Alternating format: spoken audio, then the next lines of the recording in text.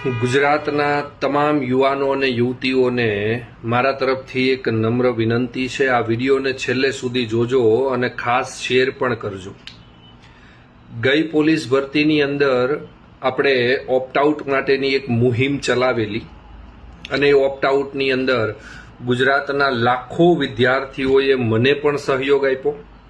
ગુજરાતના લાખો વિદ્યાર્થીઓએ એવા વિદ્યાર્થીઓને પણ સહયોગ આપ્યો કે જે વિદ્યાર્થીઓ ક્યાંક પોઈન્ટ માટે રહી જતા હતા અને એના કારણે ગુજરાત પોલીસ કોન્સ્ટેબલનું જે રિઝલ્ટ છે એ 2 માર્ક્સ નીચે આવી ગયું હતું અને હજારો ઉમેદવારોને ફાયદો થયો હતો। આવી જ મુહિમ આપણે આ વખતે પણ કરવાની છે।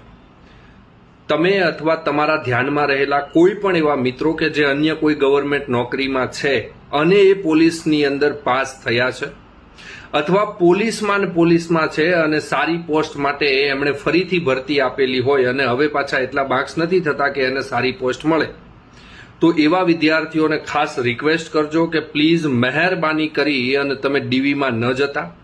જો તમે ડીવીમાં નહીં જાઓ, તમારા કારણે એક સીટ ખાલી રહેશે તો એક સીટ ઉપર મારા ગુજરાતનો કોઈ પણ ગરીબ ઘરનો યુવાન કે યુવતી એ નોકરી પ્રાપ્ત કરશે અને સરકારી નોકરીની ખુશી શું હોય પોતાના માટે, પોતાના પરિવાર માટે, એ તો તમે બધા જાણો જ છો।